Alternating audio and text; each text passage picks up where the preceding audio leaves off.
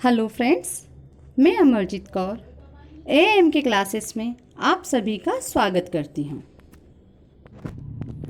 आज हम प्रथम पाठ सुभाषितानि का अध्ययन करेंगे।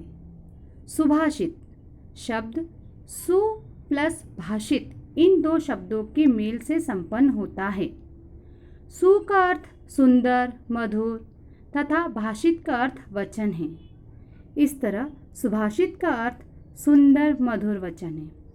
प्रस्तुत पाठ में सूक्ति मंजरी, नीति शतकम, मनुस्मृति, शिशुपाल वधम, पंचतंत्रम से रोचक और विचारपरक श्लोकों को संग्रहित किया गया है। इन श्लोकों के माध्यम से हमें नैतिक शिक्षा की जानकारी मिलती है। इन नैतिक शिक्षा को हम अपने जीवन में उतारकर अपना जीवन सार्थक बना सकते हैं।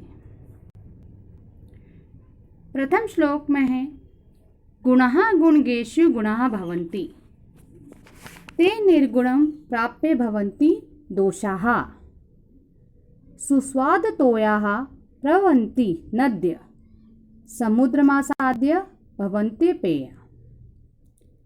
अर्थात गुणी जनों में ही गुण रहते हैं।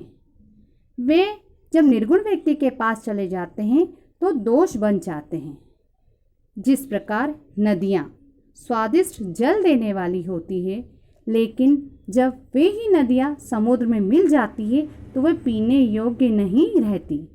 अर्थात जब तक गुण अच्छे व्यक्तियों के पास है, गुणी व्यक्ति के पास है तो वो गुण रहते हैं, लेकिन जैसे ही वे निर्गुण व्यक्तियों को प्राप्त करते हैं तो वे दोष बन जाते हैं।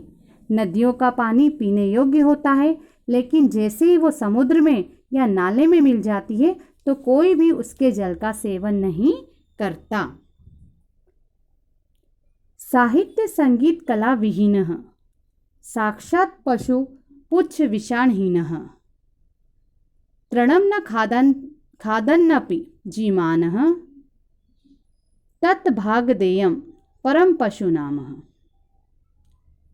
इस श्लोक में बताया गया है कि जिस व्यक्ति जो ना कि साहित्य में रुचि रखता है, संगीत कला से विहीन व्यक्ति है, वह साक्षात सींग और पूंछ से रहित पशु के समान है। वह घास न खाते हुए भी इस धरती पर जीवित है और यह बात पशुओं के लिए परम सौभाग्य की बात है।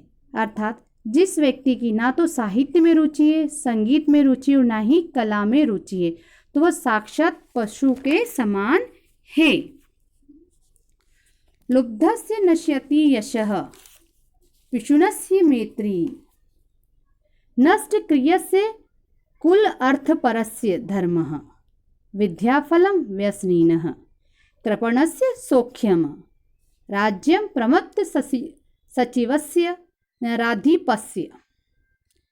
इस श्लोक में बताया गया है कि लोभी व्यक्ति का यश, जुगलखोर की मित्रता, निकम्मे का कुल, अर्थपरक स्वार्थी व्यक्ति का धर्म, वैसनी की विद्या का फल, कंजूस का सुख और प्रमत्त मंत्री वाले राजा का राज्य नष्ट हो जाता है। अर्थात जो व्यक्ति लोभ करता है उसे कभी भी यश नहीं मिलता। जो व्यक्ति चुगलखोर होता है उसकी मित्रता रिश्तेदारी खत्म हो जाती है। कंजूस को कभी सुख नहीं मिलता और जिस राजा का मंत्री प्रमत्त है उसका राज्य नष्ट हो जाता है। पीत्वा रसम तु कटुकम मधुरम समानम माधुरी एवं जनएत मधुमक्षिका आसौ संतस्त एव समसज्जन दुर्जनानां श्रुत्वा वचः मधुर सुक्त रसम सृजन्ति। मधुमक्खी तो कड़वे रस को पीकर भी मधुर के समान मधुरता ही उत्पन्न करती है। उसी प्रकार जो सज्जन लोग होते हैं वो दुष्टों के कटु वचन सुनकर भी सज्जनों के समान मधुर रस से भरी वाणी का ही प्रयोग करते हैं।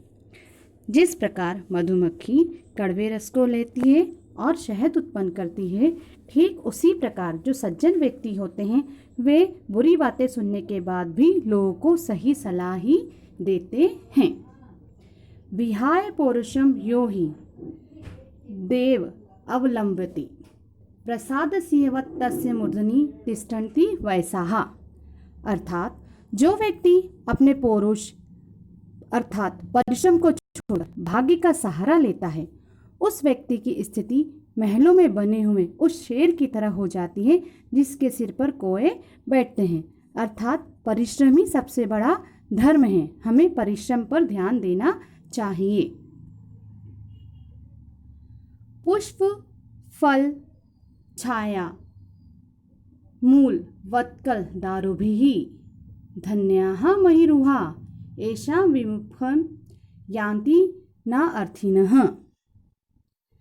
फूल, पत्ते, फल, छाया, जड़, छाल, लकड़ी आदि से युक्त पेड़ धन्य हैं, जिसके कारण याचक कभी भी उनसे विमुख निराश नहीं होते।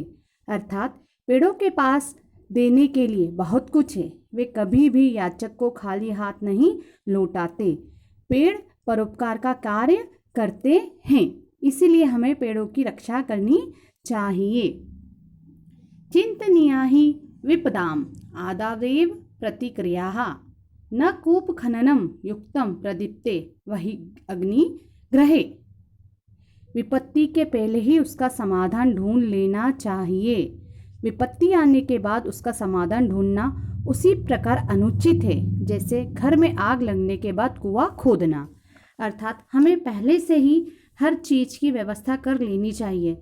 ये नहीं कि जब काम अटक रहा है उसी समय उस कार्य को करना है, नहीं तो हमारी हालत वैसी ही होगी कि झोपड़ी में आग लग गई है और उसी समय हम कुआं खोद रहे हैं।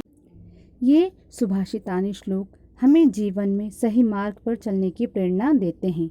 इन श्लोकों पर चलकर हम अपने जीवन को सफल बना सकते हैं। धन्यवाद।